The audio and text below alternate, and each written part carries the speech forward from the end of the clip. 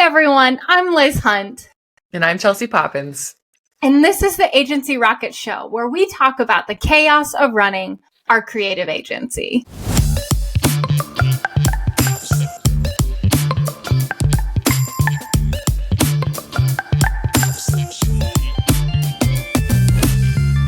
Woo. And today we are going to be talking about managing your team and your budget. But first, a little recap of last episode. In our last episode, we talked about setting client expectations and managing deadlines.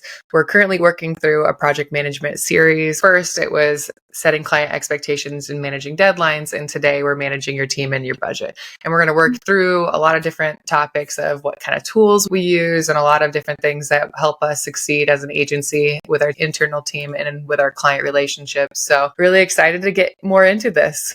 First, I think we should say that, yes, we've been doing this for 12 years, but we by no means are perfect at this. We by no means have it all together. We just try things out and then hopefully they work. So take all of our advice with a grain of salt. This is what works for us. Seriously.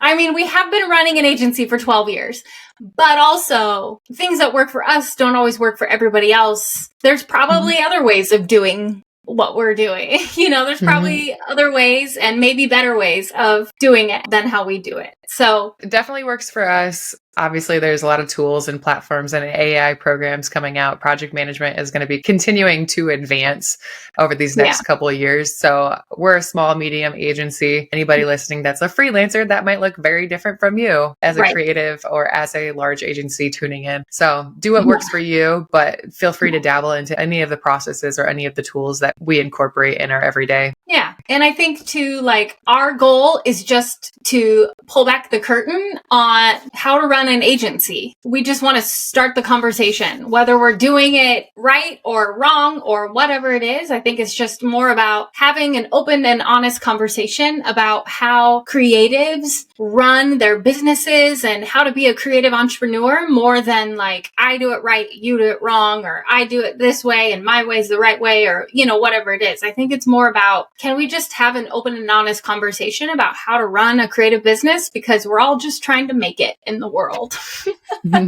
Exactly. So, keeping that in mind, let's talk about managing our team. Whenever we think about managing our team, we kind of have three main pillars when we talk about it. Making sure that they are, one, fully resourced, two, fully communicated to as much as humanly possible throughout the entire project process, and that they have a way of meeting the client. And that's something that I have always had day one, always felt like was crazy, crazy important. So we'll get to that one last, but let's talk about fully resourcing our team, Chelsea, because that's kind of your wheelhouse. What does that look like for you, Chelsea? So I guess managing our team is crucial for project success. We defined what success looks like in that last episode from an agency perspective and a client perspective.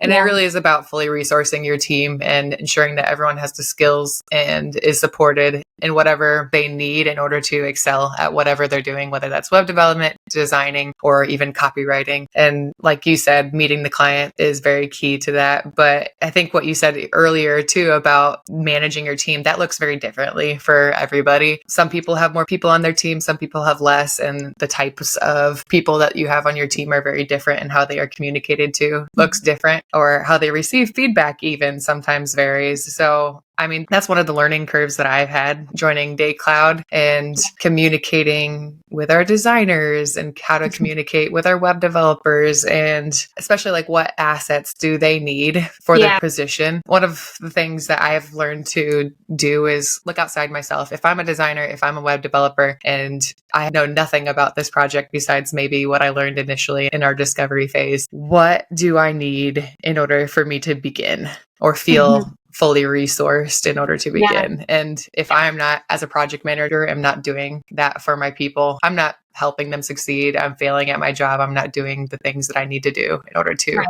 be a team player. Yeah, that's a good point. And it honestly does put a lot of onus on you as our operations management person. And so that's something that I try to help out a lot too when it comes to like the creative side of things. So what it looks like for me when I'm helping resource our team, a lot of what I do and what that looks like is helping them understand the vision, helping them understand the goal of what the client is asking. So a lot of what I'm doing is saying, big picture, this is what we're trying to accomplish. Big picture, this website is meant to get them more customers that are buying farming equipment and also provide top level services on center pivots and blah, blah, blah, blah, blah. I'm helping kind of grant that bigger picture vision for the deliverable itself so that when they are given all these smaller tasks and things like that, that they know what to do with them, that they understand high level vision. And I think one of the things that we are really big in our agency is resourcing our team means empowering them. And that is really the goal when it comes to managing your team, right? For a project. It's all about hooking them up. How do I hook you up best to do your job best, right? And it's all about like, what do you need from us in order for you to go do what you need to do and run with your strengths, run with your job, and do it at the best of your ability. So designer, you need to know what are the guardrails for the brand, the client's name, the vision of the deliverable, and any other sort of primary limitations that the client has. And then after that, just go. And so I think that's a big part of my job is to make sure that our people, as we're managing them, that it's more about empowering them. And you then do a great job of that. Thank you. It's something that, I mean, as a creative myself and then business owner, it is something that you have to learn and you have to practice because it doesn't come quite naturally all the time because you want to be like, oh, this is really hard. You know, it can be really hard to let certain things go. But one, if you hire the right people that you can trust, then you start to realize like, no, this person is super talented and I can trust them to do a great job. So then my job then becomes empowering. And okay, what do you need from me in order to accomplish this goal for the client? And so that is really, I think, what managing a team, ultimately, that's what it is empowering them. I think you do a great job of that, like I said, because one example that comes to mind is one of our most recent examples. This is not necessarily project managing, but is setting your team up for success is we have a designer and she's learning the processes. She's learning how we do discovery meetings and branding and stylescapes and how we do things. Yeah. And we're in our meeting, we're talking about that project and she's talking about how anxious and how much anxiety and stress she had while she was doing it because she didn't feel like she could come to you to talk about it. But that was a parameter she set on herself. Mm-hmm. She's like, I can't ask for help. I don't know how to ask for help. But then you stepped in, you're like, hey, why didn't you ask for help? I am always readily available. I am busy, but this is the stuff that I love. And this is the stuff that I want to be able to empower you in doing because I love design and I love brainstorming ways to make this better. And that's your zone. That's your skill set. Yeah. That's why you're chief creative officer. And just that communication between her and you on how you want to help her succeed in whatever way that it is. And then being transparent along the way. It's like, hey, you don't have to be in the corner by yourself, feeling so much anxiety and fear over failure when the failure isn't even there. It's never a failure to show up and ask for help. And No, not at all. I love that. And truly, that is something about managing, especially creatives, is you have to like, one, calm a lot of fears, make sure that they know that you are very approachable and that you are there to hook them up. It's one thing for me to sit here on a podcast and be like, I'm here to empower them and I'm here to hook them up and, you know, all that stuff. But then it's another thing to actually do the work. I was recently just talking with somebody who left a job after 3 months because his boss was a crazy micromanager. And it just reminded me again of how important the way that we manage people, and not just creatives, but just people in general, is so important for their lives. And obviously we manage creatives, and I think that you get the best sort of creative out of a person when they feel, one, empowered to explore and take risks, and they aren't fearful of the blowback on them from someone like me who is their boss. If they feel like they're empowered to try something and really try to take risks with their work, and if they know that I am fully supporting them, and that if they come to me and say, I have questions, or if they come to me and say, I don't know what to do here, it's not going to cause any sort of issues or drama or anything, but I'll be super supportive of them and then help them process through it, because truly that's what creative is. It's all about just working through a process, just getting to whatever that goal is. If they know that they have that support from me, then I think that in the end, the creative will always be so much better. And that's why I think when you are managing your team, me as chief creative, that's my job. And obviously we have to hit deadlines, and obviously we have to hit budgets and all those things. And we'll talk about those things. But ultimately, that is my metric, and that is my ultimate goal when it comes to managing our team, you know? But it's also very important for you and I, as the people who are leading the team, to be on the same page and work in tandem, and for us to be constantly communicating around, like, if your goal for the project isn't aligned with my goal for the project, it's going to create a lot of dysfunction amongst our team. And so, I mean, that's highly important for whatever organization you're in, to be communicating with not just your team members, but the people who are leading the charge and driving the ship. And I think that leads us into communication, which is that other pillar we talked about, and how important it is for you and I as executives to talk to each other, communicate, get on the same page as things, so we can back each other up. You and I joke around sometimes, because us being business partners, the team sometimes calls us mom and dad, or mom and mom. And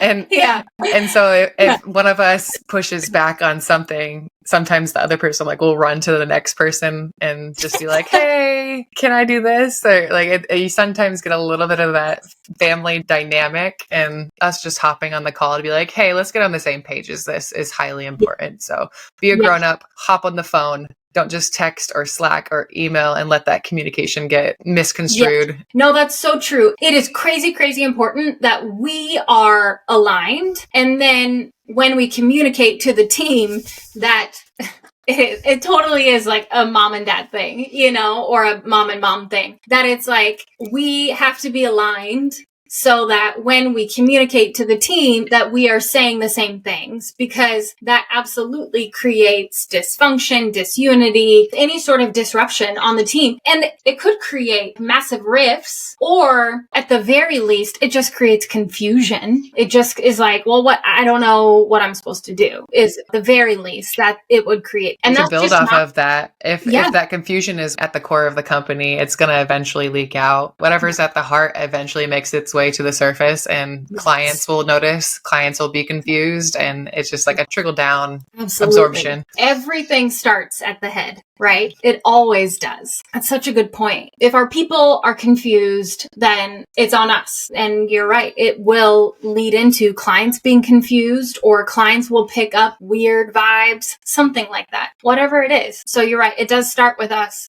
One of the things that we are always doing is communicating with each other. And I have very much a hybrid type of mindset, where I'm part creative, part business. And when I'm with Chelsea, I'm much more creative. When I hang out with someone who's businessy, I am much more of the creative. And when I hang out with creatives, I'm much more of the business. It's just like this weird hybrid thing that happens in my head. So when Chelsea and I are together, I'm always much more of the creative person, and Chelsea's much more of the business person. It's the yin and yang kind of Peace. We complement each other super well. And so when we are solving problems together, I'm solving it from a creative perspective and she's solving it from a business perspective. Obviously, sometimes that can create conflict, but at the end of the day, we both have the same goal, right? The goal is always to create amazing work, to have happy clients, and still have an amazing culture and relationships internally as well. Those three things are always like at the heart of what we are trying to do in our company. And that being our North Star, we can figure out how to accomplish and solve problems so that we can get on the same page about things and then be able to communicate effectively to our team. And I think some of the ways that we are able to communicate with our team so well is we use things like Slack, and we'll have project kickoff meetings with our team when a new project comes down the pike. You know, honestly, something else that helps with communicating is that a couple of our primary team members have been with us just for a super long time. Like our primary copywriter, she has been with me for 12 years. Our lead designer, she has been with me for, I think, 10 years. And then one of our developers, he's been with us for 6-7 years, something like that. And I know that that is a massive luxury. Not everyone on the team has been around that long. We have another copywriter. He's been around for about a year. We took him on full time since January. And then I think the same for another junior designer that we just took on. So we don't have the luxury of that with everyone. But there is something to be said for having someone who's been around for so long. They veteran to all the processes and all of the things that you don't need to communicate. Yeah. And so to some degree, retention, one, it cuts down on your communication time, the amount of communication that you have to give. If you just focus on keeping good people on your team, that will effectively cut down on your communication in a massive sort of way. Yeah. So that grandfathered in knowledge and information is so cool. And I love all of our people that we've been having for a very long time. And I think I'll speak on their behalf. I think they love us, but they're still around, so they're still here. Just kind of like a little story time is one example of, I think it's important to share the bad as well as the good stuff we're doing. Cause I'm like, obviously it's easy for us to sit here and say like, we communicate really well, but obviously there's going to be hiccups. There's going to be moments of redoing our process and assessing why things broke down or why communication broke down. And one example that comes to mind is no names, but we had a designer who was handling a big project for a big client and with a tight deadline. And she was going to go on vacation right before that deadline. And we told her that she just needed to communicate with us. And I was constantly being like, hey, what's this look like? Are you still good? Do you need support? Do you need anything? And it was like the day before we were supposed to hand in something to the printer. And not just the printer, but a newspaper company. So it wasn't just like it was getting printed and there was still a little bit of time. She just went on vacation and didn't communicate it with the designer that was taking over her project. And so the designer stepping on that project had no idea where she was mid-project or where she was within that project, like how much work is still needed to be done. Do you have any notes? Do you have any comments on how I should handle this? Because like this isn't my client. So you don't always know what is the target goal for this. Yeah. So it was a hot mess. Liz was on vacation. I was handling this one and I just had to put on my big girl panties and have tough conversations when everybody got back. And it was just one of those things where I was like, this cannot happen again. Yeah. Do you think you handled this one well? Because it wasn't handled well. Is this called being a good teammate? Because it really wasn't, actually. I mean, that's part of internal communication, communicating with your teammates really well. When you leave, make sure your stuff is covered. And that means don't just be like, okay, peace. Hope somebody covers it. Like, I'm tired. Meet with someone who's going to take over your project and make sure they know what the heck is going on. Go over it. Tell them. Talk to them. Have an actual human conversation. And the thing is, whatever organization you're in or whatever stage of your business you're in, you're going to have people who don't know how to communicate, and you're going to have young people who are still learning. You're going to have people who join your team that are freelancers and have never worked on a team, and they just don't know how to hand the baton off. or work within an agency environment. And it's just going to be a learning curve. So you guys are all going to fail at some point in your life. Just don't let it be this. For sure. And like we said earlier, there have been countless times that we have not done a good job of managing client expectations. And so the client was pissed. And that's why we know how to manage client expectations now, because we did it wrong before. And so now we've learned lessons. Any specific stories that come to mind as far as communication, any breakdown of communication or failures that come to mind? Well, there have been times in the past where early on in my career, I was working on this massive web app with this whole team of developers. And I was lead designer on the project. I was doing pages and pages and pages of UX UI stuff and working with, I think it was like 5 developers. And I worked on this project for, I think, just around a year. And I was super early on in my career. And so I had not yet learned the lesson around communication with people. And this developer, he's the guy who owned the shop, and he would email me and I would not respond to him to let him know that I had gotten his email until I responded with the actual request that he asked me for.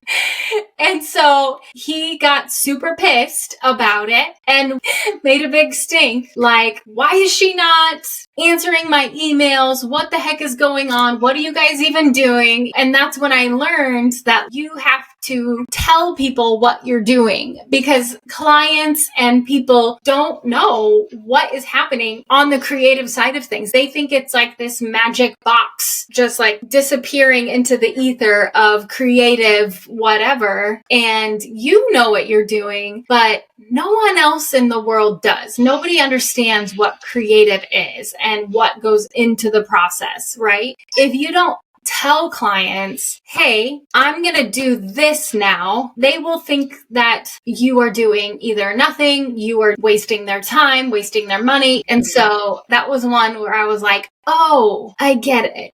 This pisses people off if you don't tell them what you're doing. How to make people mad 101. Yes. Don't respond to their emails. I mean, that's one of the reasons you've implemented in DayCloud, or you tell people you need to respond within 24 hours, or let people know, I don't have time to read somebody's text bomb of an email. Just be like, hey, I got this. I'll take a look at this later, or something along those lines. Yes. But I just had a great conversation on the flip side of project management, not necessarily project managing, but being project managed. Oh. And the person I was talking to, she was talking about, which I completely agree, I experienced the same thing, is when you are being project managed, or if you are new within an organization, make sure that you are communicating with your higher ups on what you're doing, what you want to do. Make sure you're actively seeking out the things that you actually want to do. Of course, there's going to be things that you don't want to do, and you're still going to have to do it because that's just life. But actively communicating on the things that you want to do and the direction you want to take with your career, especially like interns come to mind, where you hop on a team and you're not doing anything all day, and then you get a project from your higher up and it's not something that you want to do, but we're trying to give you things because we don't know what you want to do. We think you're just twiddling your thumbs. And if you don't communicate, if you are busy and you're working on something for instance, DayCloud, we tell our designers and team to work on DayCloud items or ways to delight the clients and things like that. And if you don't communicate that with us, we're going to give you stuff to stay busy that might not be of importance to you. Yeah. And it's not going to fill that creative bucket. But if you're not communicating as an intern what you're doing, and even if it's just an email or a Slack channel, like, hey, I'm working on this, this, and this today. Do you have anything that is more important that you want me to work on? Otherwise, these are the things that I'm working on. I just got done with this item.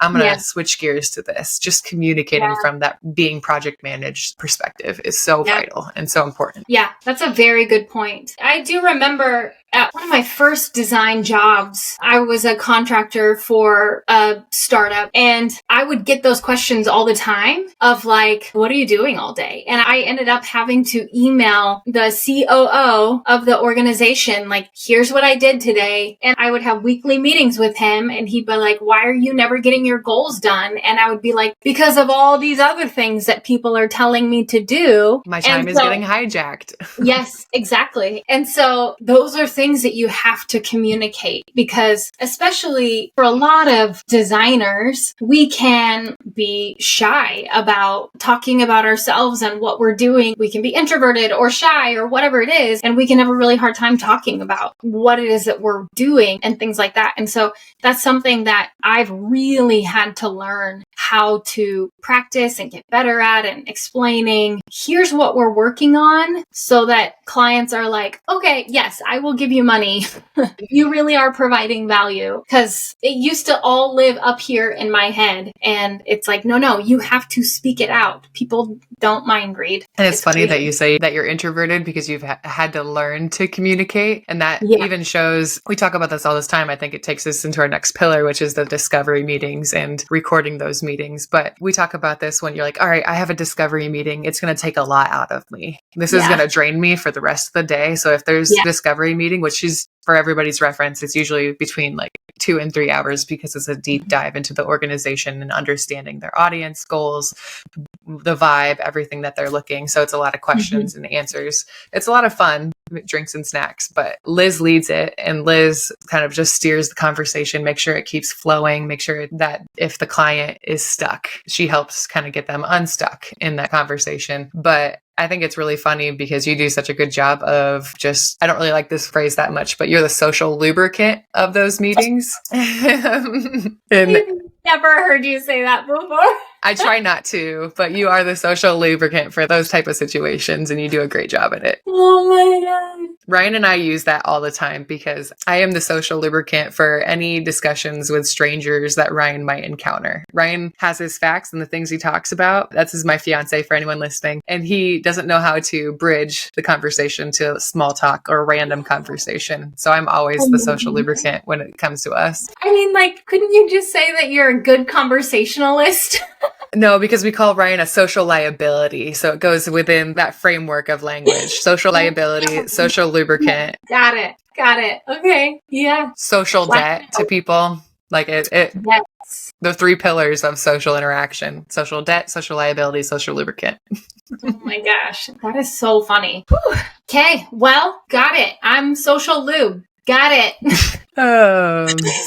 Okay. Since you lead those meetings, tell us a little bit more about the discovery meetings and how you kind of project manage those, why it's important to that. Okay, so in regards to managing our team, one of the things that I decided early on in our company was that if you were going to be a part of that client account that we got, whether it was a designer, a copywriter, probably not developer, but anyone that was going to be creating any sort of content, so designer, copywriter, marketer, whatever, they were going to be in those discovery workshops with the client. Some of it was so that I wouldn't have to have the heavy lift of taking 3 hours worth of information and communicating that over to our team, but also because I realized early on that no one can quite communicate the client's goals, the client's dreams, the client's wishes, and